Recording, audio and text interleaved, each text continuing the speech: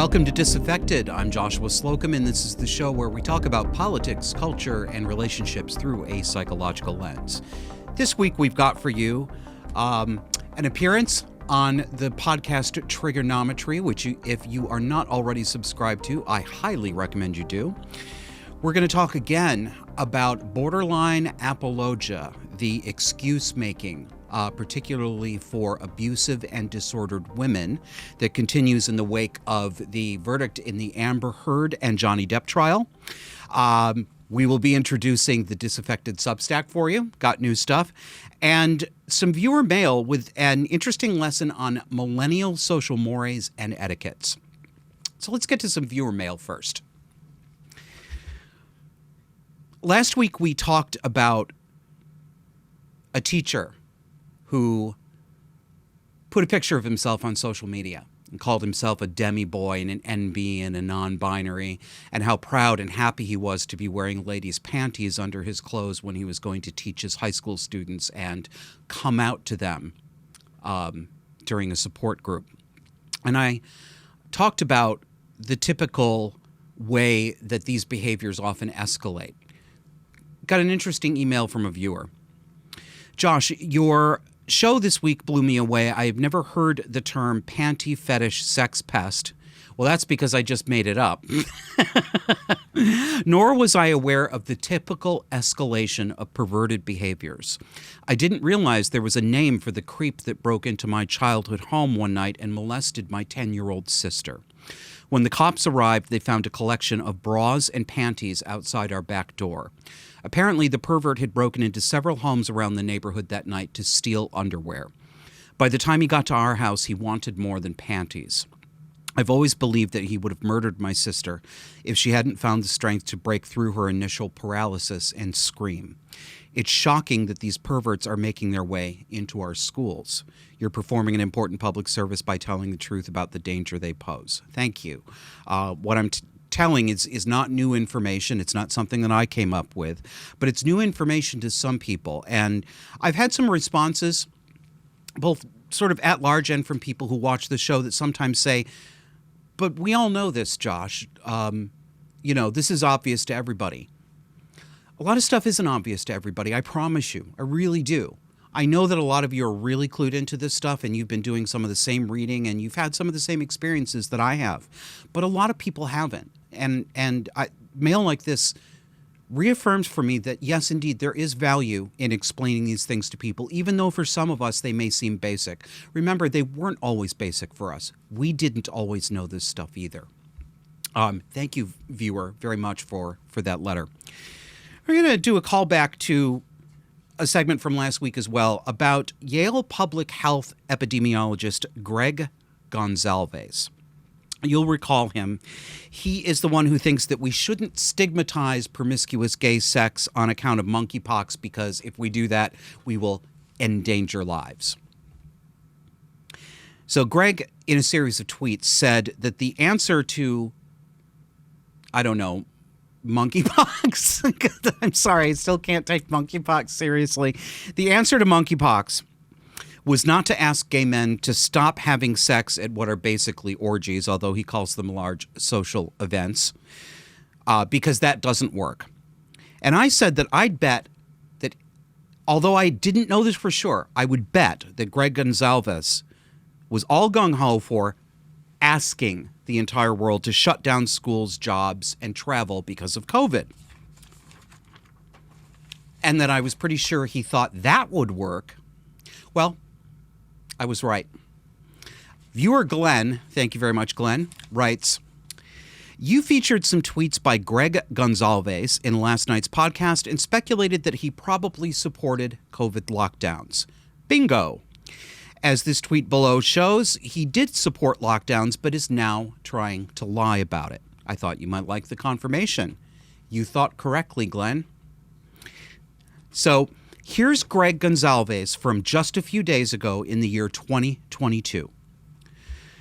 He tweets, it's no coincidence that the vile attacks I've gotten over the past 24 hours are tied to far-right shock jocks and the office of the governor of Florida. Here we go. They suggest I supported COVID lockdowns. Not true.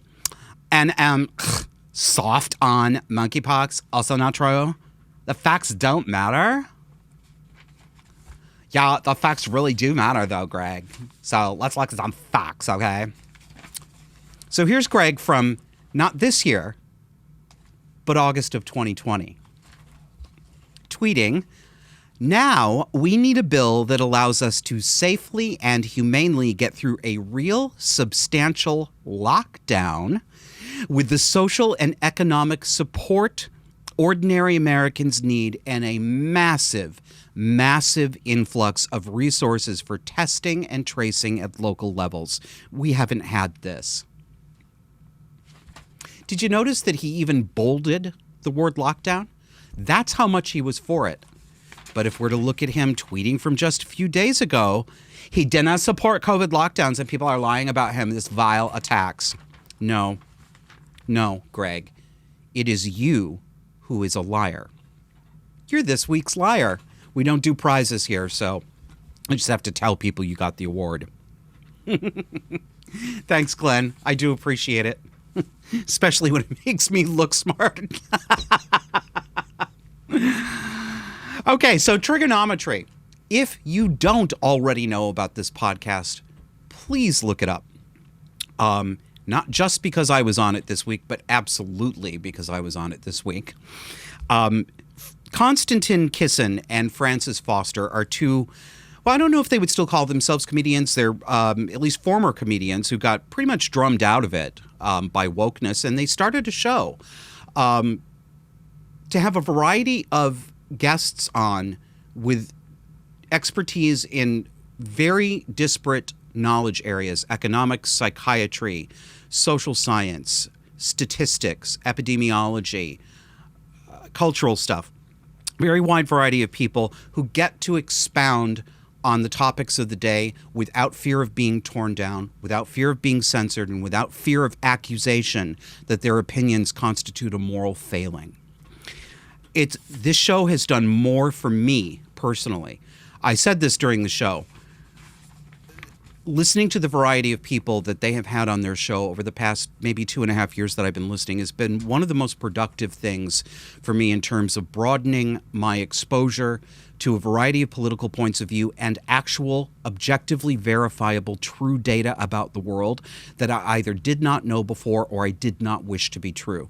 It's been an important part of my political maturation. And they're right. They say this is the show for fascinating conversations with fascinating people, and their guests are fascinating. So I think you should check them out. I got to be on the show this week, which was a treat. And I pulled a few things out to illustrate for you. Most of the feedback that I could see was very positive, which is great. But of course, being the person I am, it's the negative feedback that interests me the most.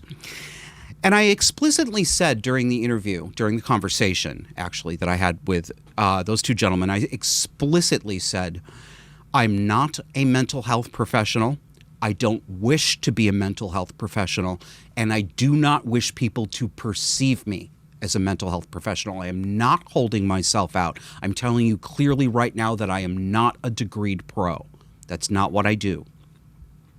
But still, you know, of the pushback, there's always pushback. Not everybody likes everything. That's fine. But the kind of pushback that irritates me is the stupid pushback. And here's some stupid pushback. A number of people acted like they didn't hear me say that. They acted as though I had falsely represented myself as somebody who was allowed to speak about this because I had a degree. I did no such thing, and they know that I didn't. For a show that's about speaking freely, and I've noticed this with some other shows who have an audience and a theme that is similar, it's always surprising to me to see this minority of people who are absolutely dedicated to credentialism as your means of permission for speaking, only when it comes to points of view that they don't personally like. They will claim to be free thinkers. They will claim that they don't want gatekeepers. But as soon as you have an opinion they do not wish you to have, they want your credentials. It's amazing. They will turn on a dime. And basically the response was, you don't have a psych degree, so who do you think you are speaking about this? Well, I'm a human, and psychology and psychiatry are the formalized study of human emotion and human interaction and human development. And all of us humans, we all are part of that conversation. Psychiatry and mental health professionally does not own it, never has owned it, will never own it. We do not need their permission. We don't need anyone's permission. It's part of our birthright. We're humans. We are interested in each other's minds. Sometimes they do it disingenuously when they push back. So here's one I want to show you from Tim Birdsey. Where are my borderline glasses? I just had them a moment ago. There they are. I was going to say I'm going to have to get through this whole segment not reading correctly, but I won't. So Tim Birdsey says, please can someone quickly outline for me this chap's professional clinical psychiatric credentials? I've not come across his work before. Piss off, Tim. Just say what you want to say. Say that you don't think that people should speak about this. Don't ask questions you know the answer to. Silly. But the most invested credentialism that I came across in this was from a mental health professional himself who wrote to me. I'm going to show you the subject line of his email. I'd like you to take a look at that, okay? Imagine that this was in your email box. Read that subject line and just think about what tone you would take from it. So it says, be careful with your words. That's the subject line. Let me read to you the email. Not going to put it on screen. Just going to read it to you. His name is David Turnbull. Hi, Josh. Just wanted to say good on you for trying to bring some balance to the social justice warrior imbalance in the public discourse. I also have to caution you on your language regarding individuals with a personality disorder.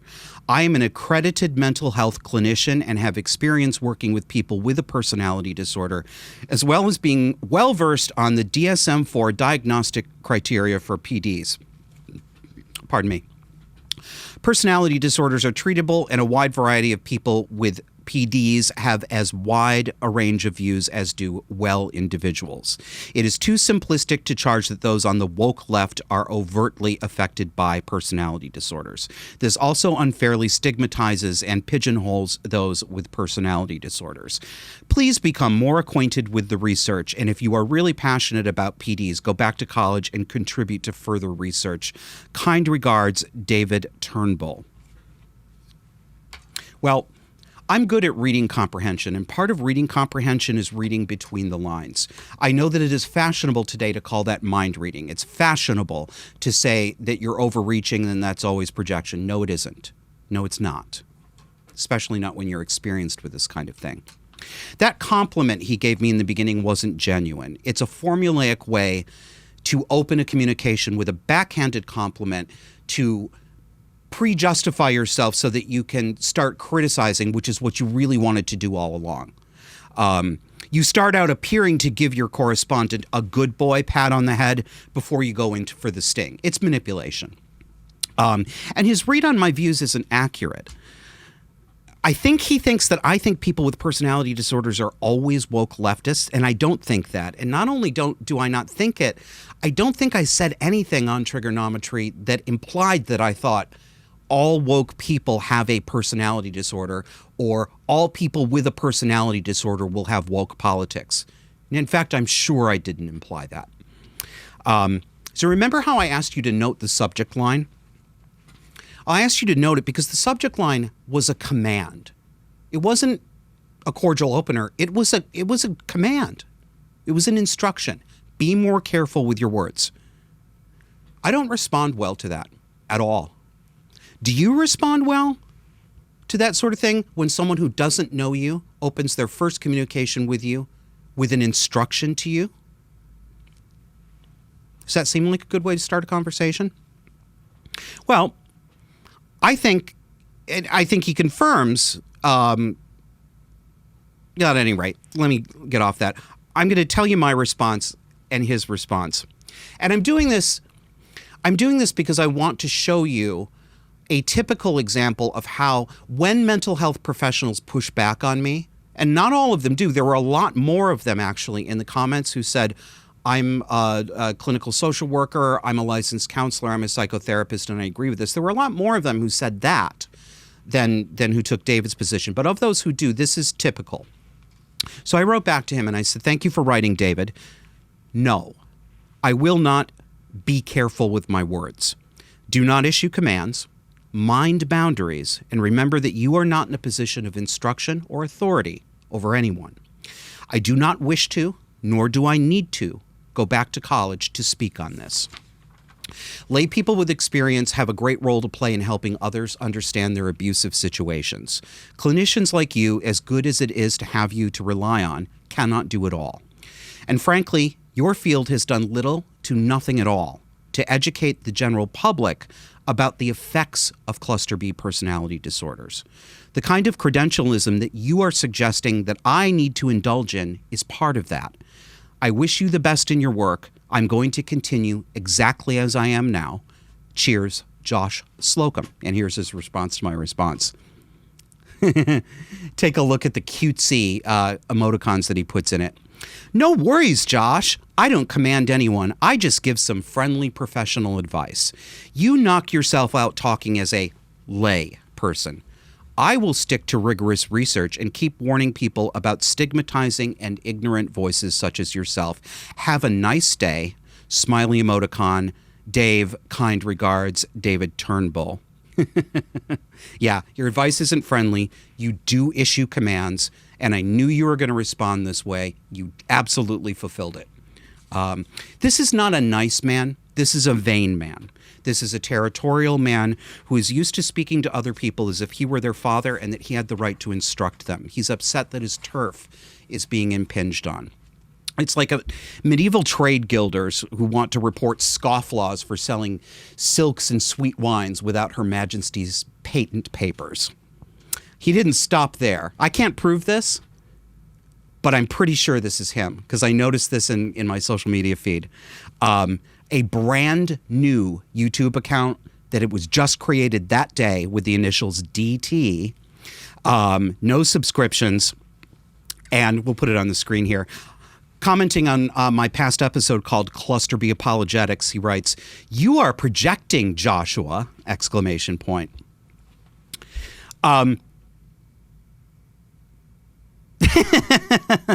There you have it. That's your example. Let's talk a little bit about the verdict in the Johnny Depp and Amber Heard trial here. So, and I realize something may have changed by the time I've taped this, but the last I checked, last night as I was preparing, what I think I understand is that the jury awarded Johnny Depp $10 million, but the jury awarded Amber Heard $2 million in her countersuit because one of Depp's lawyers, apparently the court believes, defamed her by accusing her of setting up a hoax. So pretty large win for Johnny Depp, some win for Amber Heard. But the everyone hates women and no one believes women victims machine is still in overdrive. Here's Vice magazine. The headline, I love it. The headline is, "We've all failed Amber Heard." Okay. So, quote, "As the Johnny Depp and Amber Heard defamation case plays out in a Virginia court, a separate trial has been playing out online where the verdict skews heavily towards Depp being the real victim, quote unquote." Yeah, it skews. It skews. Like, he couldn't be the real victim. We have to put that in exclamation points. Or, excuse me, inverted commas, quotation marks. These people. Quote, "For weeks, memes and reels calling Heard a, quote, liar, a, quote, psychopath, and a, quote, manipulator have congested social media. They make fun of her hair, outfits, and facial expressions, and even at times wish her dead. On TikTok alone, the Justice for Johnny Depp hashtag has been viewed 16.3 billion times, compared to only 53.6 million for Justice for Amber Heard, not even close to 1% as many."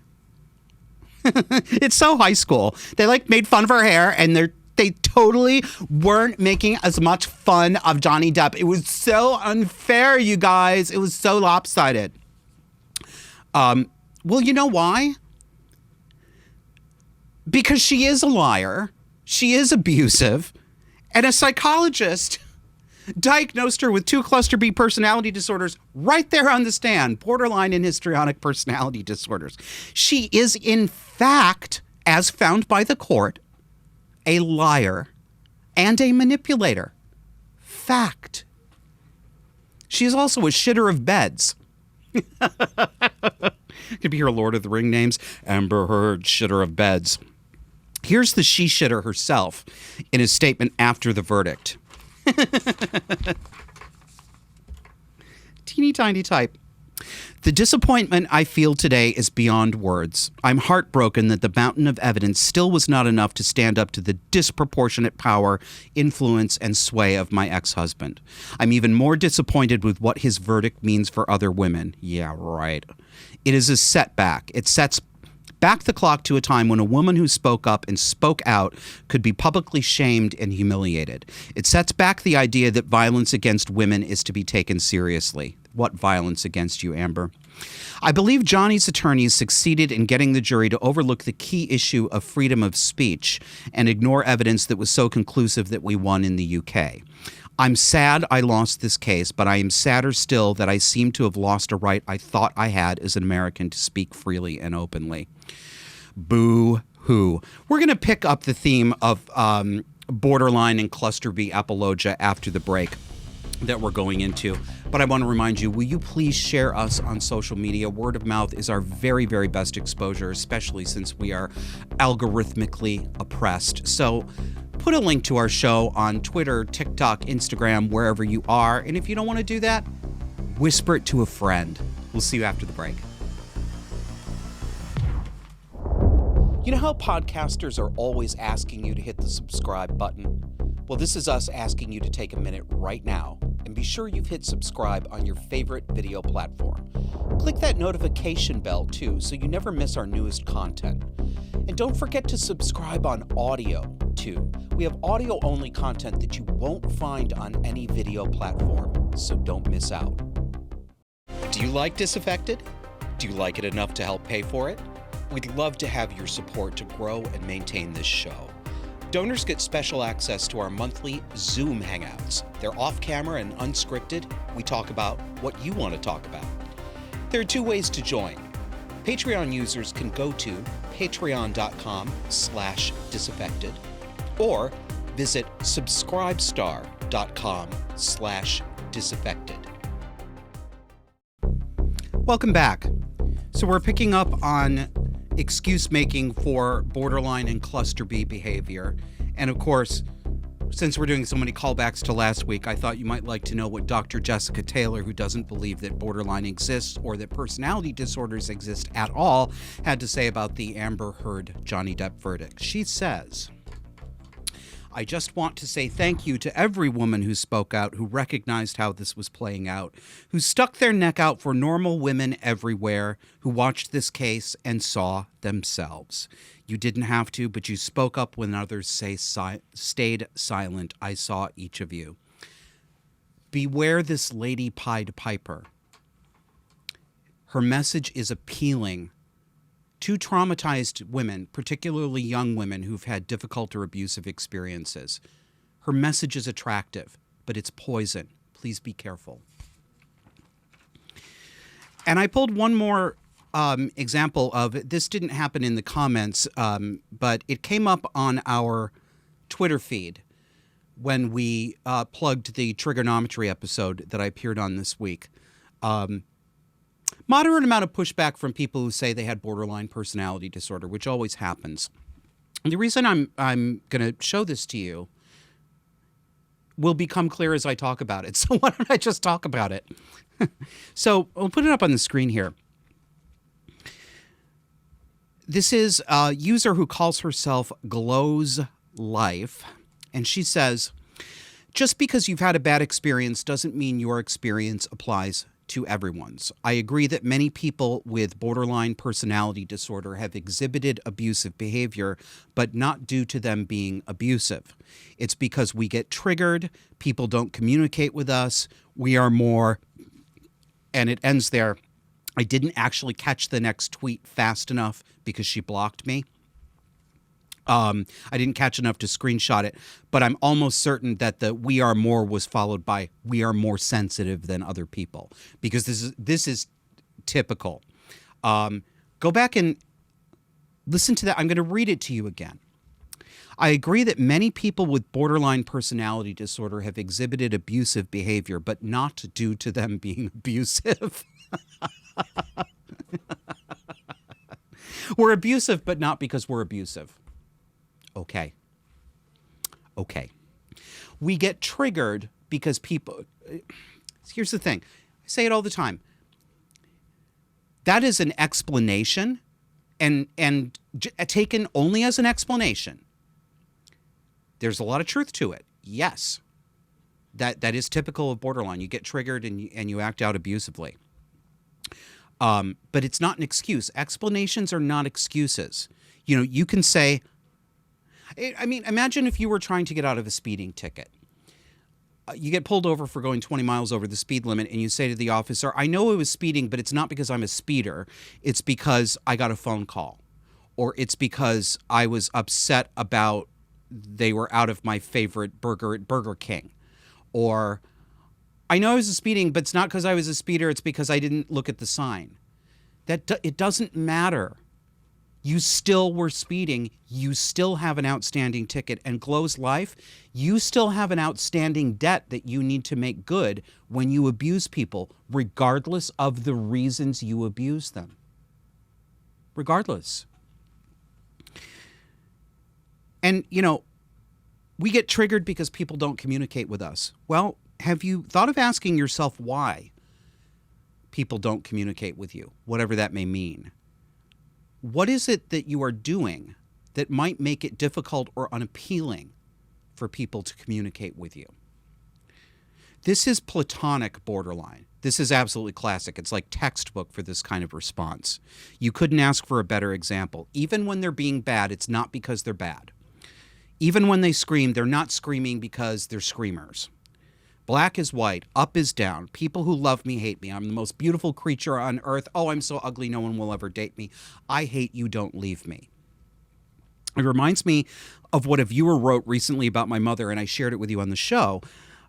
When I asked, you know, did my mother ever really love me? Because there were times when she did things that appeared to show maternal concern and love. And the viewer's idea was that people like my mother create a temporary personality with temporary viewpoints to deal with an immediate situation that's in front of them. And then that they dissolve, or that personality and those viewpoints dissolve when that acute situation is over. And they adopt a new one, or even an opposite one, to deal with the next acute situation without any continuity between them. And I want to show you this Twitter user's bio because it's also typical, right? This is part of what I mean when I talk about judge books by their covers, because human books choose their covers. They choose and design their own covers. They mean to communicate to you. So believe them when they're communicating to you. This is her profile.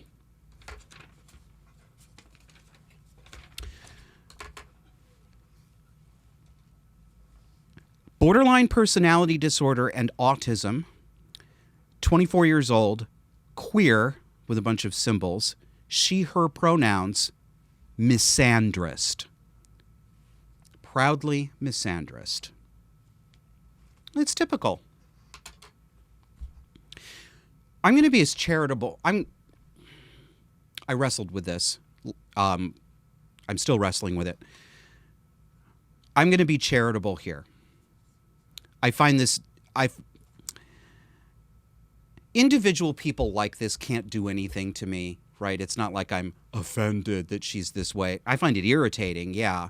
What bothers me about it is how it collects in the aggregate, because there are a lot of young women like this, and there are a lot of mental health professionals who cater to young people like this, who should know better, who are validating them and making them worse. That's what bothers me.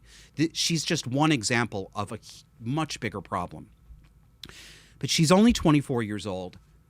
I don't know anything about her, but I can make good statistical guesses, and I can make good guesses based on the limited information she's offered to me. I'll bet you she does have a trauma background. I'll bet you she has been abused. Very likely by her father or another male authority figure in her life. And yeah, I find her way of relating irritating, but really deep down, I would like to see her get better. She is actually suffering. Even when she's being tedious, irritating, demanding, and unreasonable, she is mentally suffering. And her life does not have to be this way. She doesn't understand, I don't think yet, why her life is the way that it is. I think she appears to still be in the stage, and she may never leave this stage. Many borderlines never leave this stage, but some do. She's in the stage of nothing I do, I don't pay for anything I do, someone else pays for what I do. I wasn't being abusive, I was triggered. I was triggered because you wouldn't talk to me. She's still offloading all of her own actions onto someone else for their responsibility. She needs to be able to move past that. She can get better. Whether she will is an open question, but I don't have a lot of hope for that. Because if she has a therapist, and she probably does, people with her demographic, yes, profile usually do. But today, I think it's more likely that her therapist is probably a younger woman who coddles and validates her, probably gives her a safe space to vent and cry, but may not hold her to account in a meaningful way that can establish a structure for thinking and relating differently, changing that pattern. I don't know. This is all a guess. Might not be true about her, but it is a very typical borderline presentation. And so there you have it. Next topic. We have a Substack now. So if you're just jonesing to get more of my mouth running away, but through my fingertips, check it out. As it goes along, I'm going to get into more details about the various cluster B personality disorders and use some examples and exercises. So I'll be able to use a writing space in a way to complement, I hope, what I do on the show here. It's the Disaffected newsletter, and go to disaffectedpod.substack.com. Would love it. Sign up for a free subscription. I am also taking all the content that's on there, and it's going on to Patreon and to Subscribestar. For all of you who financially support this show, you get this content too. I'll just put it up there for you, because eventually I'm going to put up a paid subscription. Some of the stuff on Substack, you will have to pay for it to see it. But we are remembering those of you who've been with us and who are helping us pay for this. So check out Patreon and Subscribestar. There, I think you got 3 fresh articles as of this morning. And other housekeeping, several of you have asked how you can give us one-off donations, one-time donations. You may not want to sign up for a monthly service like Patreon and Subscribestar. You can do that, and we'd really appreciate it. The easiest way to do that is PayPal. Yes, I know. I know that some of you have chosen not to use PayPal. We can address alternatives in another format. But if you do use PayPal, our PayPal email address that you can send money to is us@disaffected.fm. That's us, the letters US, at disaffected.fm. And thank you very much. Let's talk about millennial etiquette. I'm going to spend the rest of this segment on this. I met a viewer. I'm going to call her Grace. It's not her real name. I just don't have permission to identify her yet, so I won't do that. I met her at the Better Discourses event in Fort Worth that I was at about a month ago, and we had a great time talking outside during the breaks and getting ready to go to dinner. And she was kind enough to send me a really detailed letter about the social assumptions and behaviors that millennials have that baffle older people like me and maybe people like you who are older, and I think it's worth going through them. I've excerpted it. It's not the whole thing, but I've got the core nuggets here for you. So Grace says, growing up, she breaks this down into 4 categories. So we're going to go through the 4. Number 1, growing up, we were told that we could obtain or be everything we could ever want to be until we started only hearing the exact opposite. Grace continues, I wish I could pinpoint the exact year this started being widespread, but to me it seemed to be around 2008. This messaging was in complete contrast to what I remembered hearing from parents, teachers, and society at large during kindergarten through 12th grade. Suddenly, instead of hearing about how the world had problems but it was still our oyster, we were all hearing that the world was dying, barren, and it was entirely greedy humanity's fault. The wokest of my old friends are still attending college, and as society is finally learning en masse that correlation is not a coincidence. I currently believe that many of the worst millennial meltdowns that can be seen online can be directly attributed to this messaging shift that only got exponentially roided up over the past 5 years. Building off of more conspiratorial right-wing perspectives, an argument could be made that we were in fact primed for this. But I feel this may be giving some parts of society more credit than they're due. Interesting. Number 2, millennials were mostly raised by themselves, the internet, and each other. I was raised by a stay-at-home mom in a 2-parent household and grew up being moved several times across 4 states. Aside from my younger brother, I have never met another millennial who was raised that way, and at this point, I don't expect to. For the rest of my peers, it was considered normal to rarely catch sight of their full-time working parents, even on weekends, once they aged out of the daycare bracket. Every second they could spend out of their family home with friends in similar circumstances, they did, especially if their home life sucked especially hard due to additional neglect or abuse. If they weren't physically checked out, they were mentally, spending all their time online messaging friends alone in their rooms. My oh-so-emotionally charitable father had a favorite term for this: idiots raising idiots. This has resulted in staggering numbers of young people valuing their friends way over their families, since no real familiar relationships were ever maintained, or in some cases never developed, with them while they were growing up. Add in the fact that millennials aren't creating traditional families of their own, and you get a situation where the prospect of losing your friends is suddenly the worst possible thing that could ever happen to you socially. This terrifying prospect gets compounded further if you happen to come from a home where, even if you had developed relationships with your family, there was abuse. This makes waking up other millennials exceptionally difficult. And I currently do not have an answer for it outside of maybe millennials growing healthy families of their own, which I don't think anyone should hold their breath waiting for.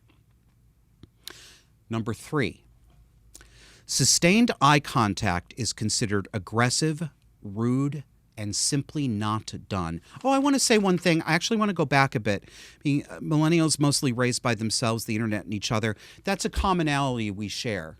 Millennials, you and Gen Xers like me, with the exception of the internet, to a great degree, we raised ourselves and each other too. We were the first latchkey kid generation, and it sounds like you inherited a lot of that too. Okay, so back to number 3. Sustained eye contact is considered aggressive, rude, and simply not done. Here's Grace's explanation. This is an Eastern cultural value that millennials seem to have absorbed, partly out of shunning Western values as a general rule to live by, and partly out of social conditioning. It is always anticipated that only other millennials will want to speak to us. The unfortunate natural result of this is that millennials are often socially awkward due to only socializing with other millennials, mostly through text, to the point where talking to someone face-to-face is weird, especially if it's somehow not another millennial. I'm breaking in here. Yes, I'm so glad you see this. We older people are not making this up. We get this. We feel it when we're trying to talk to somebody at the cash register, a younger person or a millennial or a Zoomer these days. We're not making it up. They are acting like it's really uncomfortable and making their skin crawl to have to look at us. We think that's pretty goddamn weird, too. Back to Grace. There is a general baseline expectation that outside of some utility, transactionally based want or need, other people will not talk to us and that they'll likely be rude if they do. This one in particular is so baked into youth culture by now, I would honestly not be surprised if some millennials and Zoomers cannot articulate it if asked directly about it.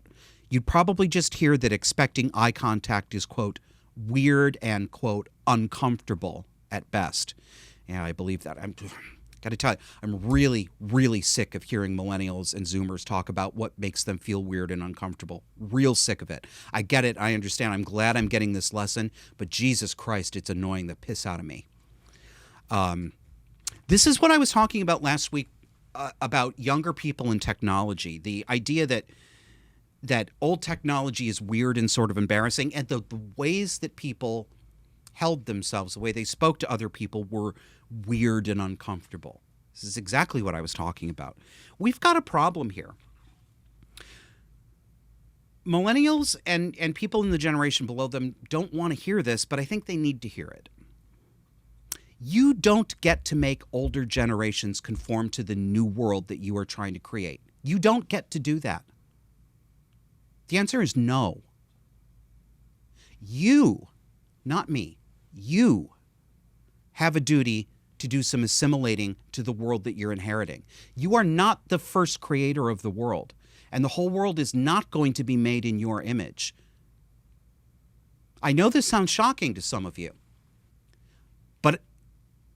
and whether you can articulate this or not, and I'm not talking to you, Grace, I know you don't see it this way, but your cohort generally does. You believe that you're entitled to remake the world and that older people better get with it. Well, you better reverse that, okay? That ain't how it works. And you are the first generation who believed, to the degree that you do, that you had this right and that it was normal. It's not. You don't have that right. You are going to assimilate yourselves to the world that exists to at least the same degree that I, as an older person, am going to have to accommodate myself to the way the world is changing. And I do have that obligation as well. But it's only going in one direction right now, and it's only going in your direction. The more you do this, the more people like me are going to push back at you and say, who do you think you are? Don't tell me that that makes you feel weird and uncomfortable. Stop it.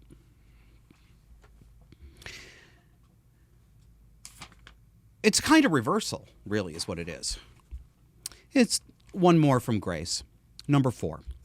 Millennials and Zoomers are largely used to being ignored or not listened to, so we do not expect it, that is, being listened to. And she says, if nothing else, I learned at the Better Discourses event that I am definitely not immune to this last one, nor am I apparently as much of a reformed cynic as I thought. As your reaction, she's talking about me, your reactions to me genuinely surprised me. Listening is not a skill I see getting practiced by most people of any age in any situation regularly, never mind anyone genuinely actively appearing to give a shit about causes or people outside of a hashtag. When it comes to meeting online personalities of any type, I anticipate encountering plastic, even if it's someone I've spoken to a bit before. Well, that's reasonable. That's reasonable. But Grace, I got to tell you, that made me feel really sad.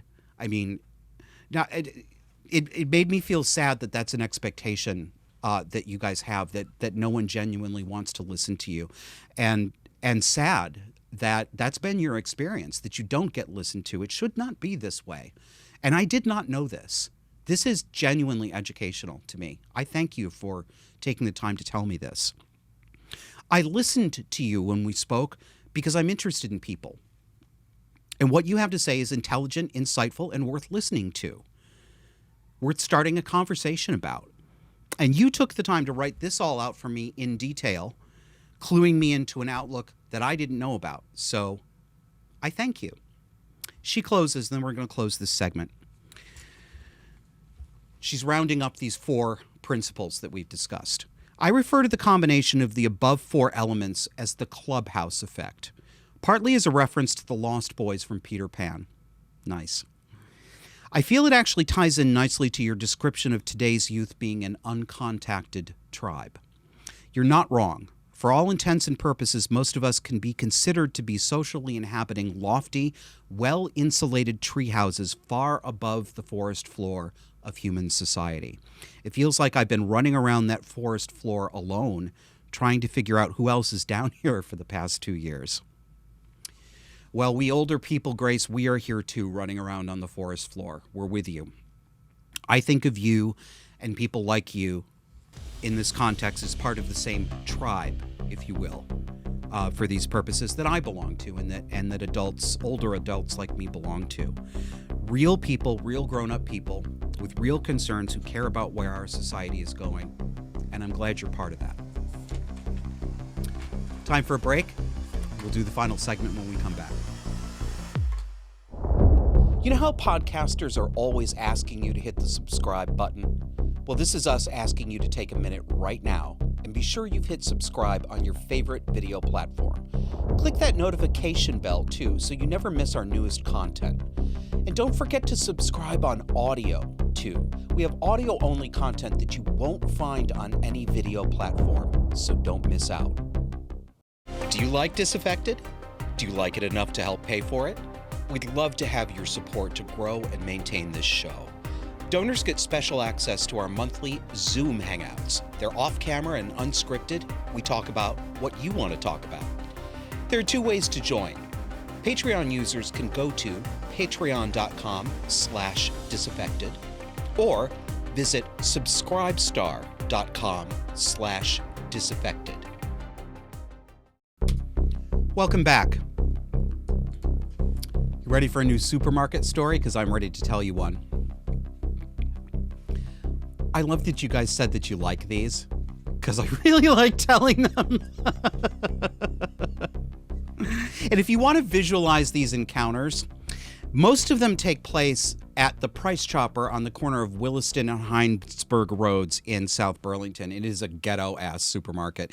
It's just that it happens to be a block away from my office, and it's the closest one, and it's small enough that it's not like a warehouse you have to go through, but the price you pay is that of all the Price Choppers, this one is the one that gets neglected, never gets repaired, half out of stock. They're just letting it all go to hell. So I'm checking out of the grocery store this week, and the clerk is a young man of about 18 years old. And as I'm paying, he's put my stuff through, and I'm sticking my card in the machine. A woman of about 60 years old comes over and begins to put her items down on the conveyor belt. And I got an instant vibe from her, a clean freak phobic vibe, just from looking at her because of the way she carried herself and the way she was dressed. Everything she had on, pants, blouse, socks, and shoes, were blindingly white. It wasn't nurse's clothing, but it was like a nurse's bleached and starched 1950s sterile appearing outfit, and a brand new white N95 mask, and just something in her bearing telegraphed anxiety and potential trouble. Well, I was right, because of course I was. As the clerk started to go for her order, was reaching his hand out to grab her stuff and put it over the scanner, she said, "I'm going to need you to put on gloves." Mm-hmm. So I stopped, I drew out, getting my receipt and stuff because I wanted to see what was going to happen here. The clerk said he didn't have any gloves and that he wasn't going to be putting them on. And she said to him, "My brother is at home, deathly sick with an autoimmune condition, and I'm responsible for him, and I'm allergic to many foods, and I can't touch them, and I really need you to wear gloves." Now, this woman herself was not wearing gloves. She touched all the shelves where she got the items that comprised her order without wearing gloves. What she has is a phobia. Perhaps it's hypochondria. Perhaps it's related to OCD, obsessive-compulsive disorder. Maybe part of it is that she's a pain in the ass. So she started picking up her items and doing, "Oh, I'll just go to someone else then." Okay. He told her that no other cashiers in the store were going to put on gloves for her. So she puts her stuff back down and she says, "I'm going to need you to get a manager." And I said, "Oh no, not tonight." This was the part where I could not hold it in. I rolled my eyes at her so she could see it, and I said, "Oh, for God's sake, honestly," in that tone of voice. And then I looked at her. And then everyone else turned and looked at me. Because I was making a scene, not that lady, right? I was the troublemaker. I'm used to it. I couldn't make out everything that she said back to me because she was speaking so rapidly that it was almost like she was sped up. But it was like, my brother, I'm responsible for him, and if he dies and my allergies and I can't, and you have to, and I did not yell at her. I didn't use vulgarities or obscenities. I saved that for you. But I did put on grown-up, male, stern teacher voice. And I said, "Madam, stop it, and stop it right now. This is not necessary. You do not get to command him to wear gloves, and you do not get to turn this into a manager's complaint. This is unreasonable." And she looks at me like, well, yeah, and yeah, I know. I mean, that's not what I said is not the done thing. But you know what? How she behaved didn't used to be the done thing. And refusing to put any social pressure on people who are bordering on abusive in public, people used to push back on this more than they do now. I didn't abuse her, but oh yeah, I did speak loudly enough to draw attention to her, and I did speak candidly enough to put a shocked look on her face. I meant it. I didn't want this to be comfortable for her. She responded to me again with this rapid fire, this, that, and the other thing. And I just said, again, stop it. What you're doing is not normal. Your mask is not doing anything real. Your gloves are not going to do anything real. You are not going to kill your brother, and it is certainly not our responsibility. You are not actually protecting anybody. It's been 2 years, and it's time for you to join us. Come back to normal with us. We are back to normal. You can come here too, and you need to come with us.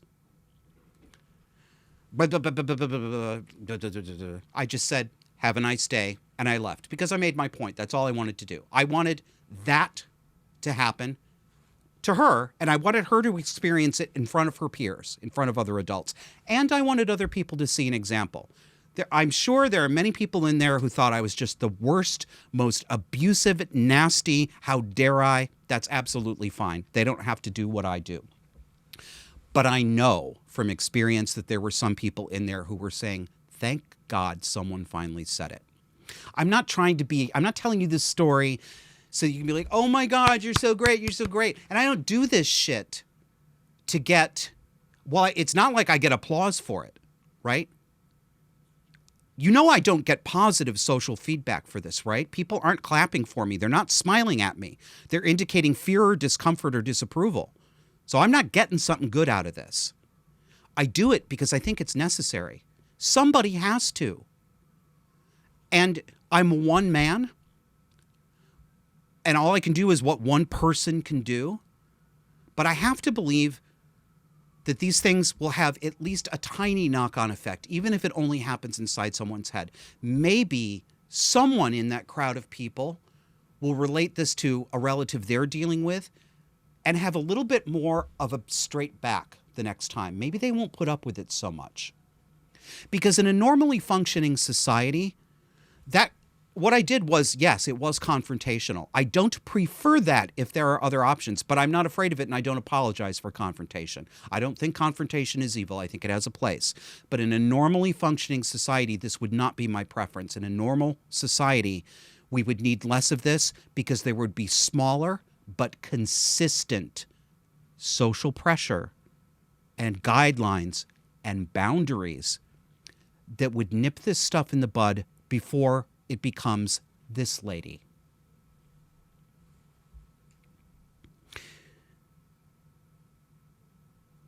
It's so,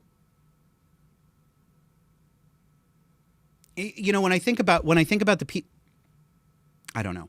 When I think about the people, the couple times that I've done this, I've told you a couple stories of doing this. And all the adults who stand there and stare at me like I had two heads, I swear to God, it does remind me of a childhood in which the child who is the target of mistreatment by the parent is considered the villain, and the other siblings stand around and look at you like, why did you make mom do that? You know, why are you asking for it? How in holy hell have so many adult Americans become basically functionally abused children 24 hours a day who are flippin' terrified to assert the most minimal grown-up boundary for other people? Oh, it's frustrating. Well, that's enough of that. That's your grocery story. And I'm going to end the show with a goodbye. A goodbye to Lily, my cat. One of my 3 cats. This week, Lily died. We is my housemate Mary and I. My friend and longtime housemate Mary. We share the responsibility of the 3 cats. They're our cats collectively. But I picked out Shredder and Mina, and Mary picked out Lily, and Mary was Lily's primary human. It was a difficult and protracted death that we had to watch for about 16 hours straight overnight. One of the worst I've seen, and I've seen a lot of these. Thank goodness the house call vet was able to come at 9 in the morning. But I would have done almost anything to put Lily out of her misery if I'd had the power to do so. So, I know that there's a cultural joke about obsessive single people and their pets, especially single women and their cats, treating them like children. They're not children. They're not my children. I know they're not my children, but they are my family, without apology. They're part of my family, just as much as Mary is. They are not humans, but they do have relationships with us. And they love us like we love them, in their own way. Uncomplicatedly and honestly. When they're displeased with you, they tell you directly. They don't usually play games. They don't lie and maneuver. Except when they're trying to get extra food. They absolutely lie. And they do it shamelessly. They all pretend to be starving.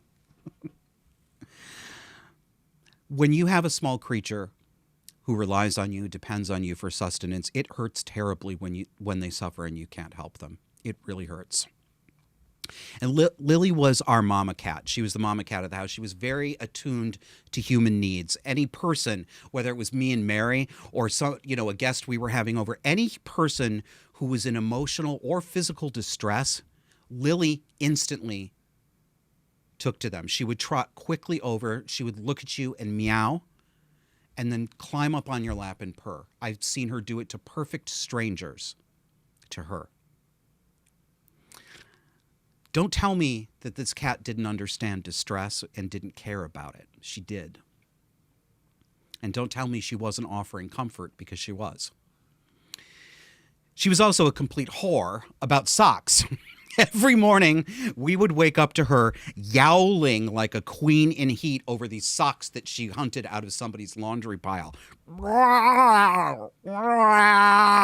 She really did. If you've never heard a female cat in heat, well, you'll never forget it once you hear it.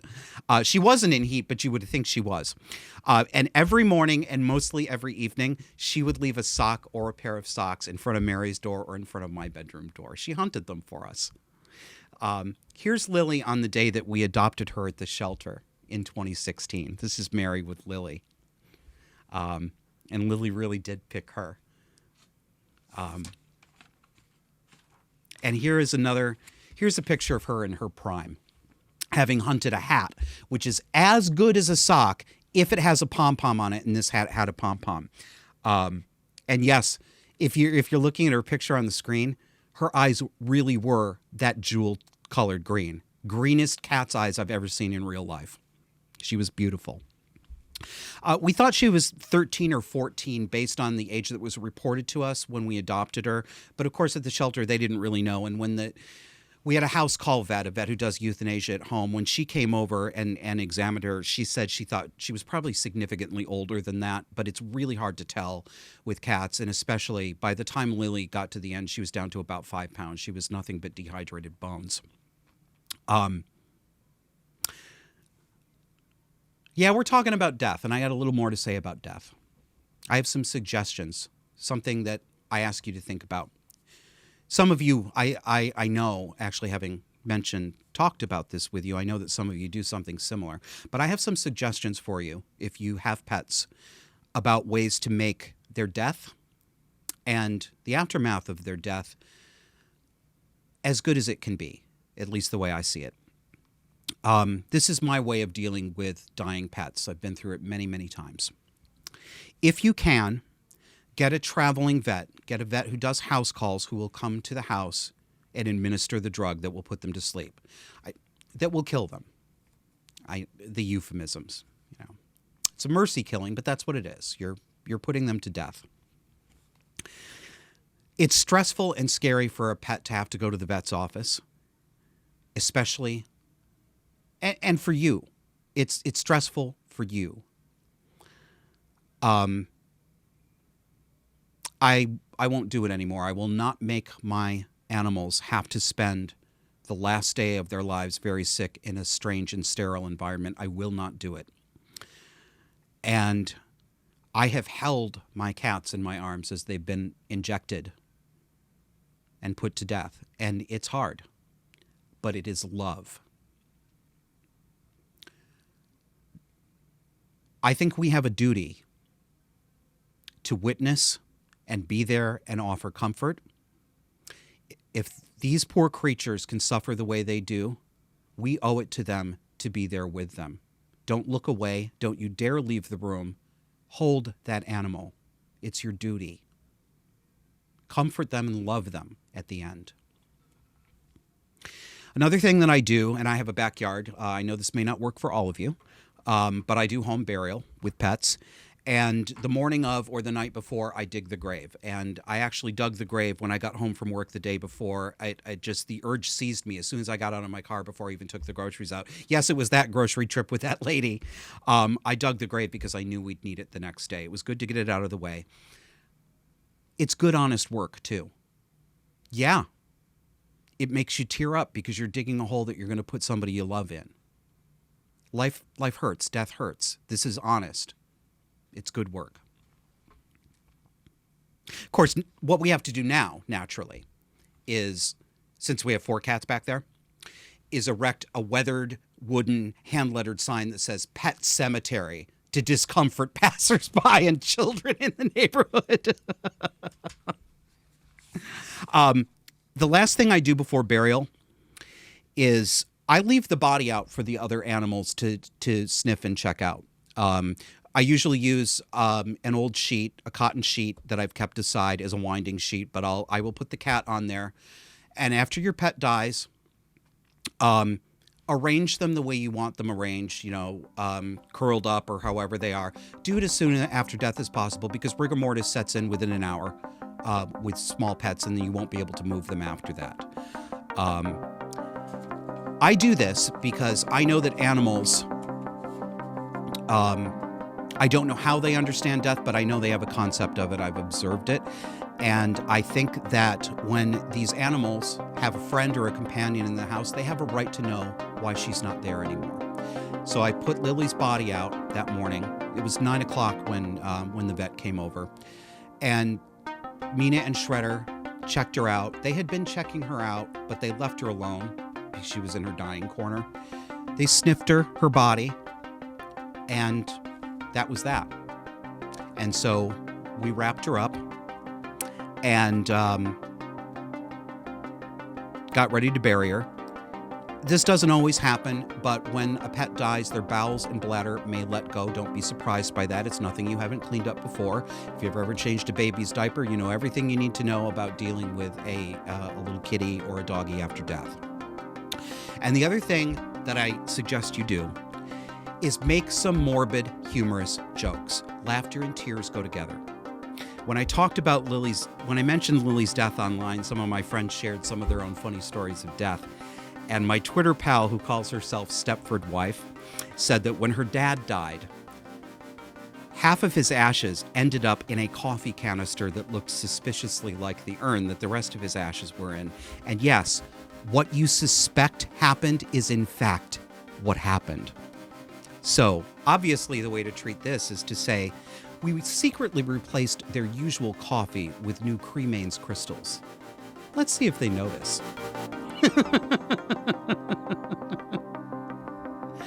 So we buried Lily. We put 2 pairs of her favorite hunting socks with her, and she's back there with the rest of the kitties. Thanks for listening. Godspeed, Lily. We love you. And to all of you out there, thank you for joining me. I'll see you next week.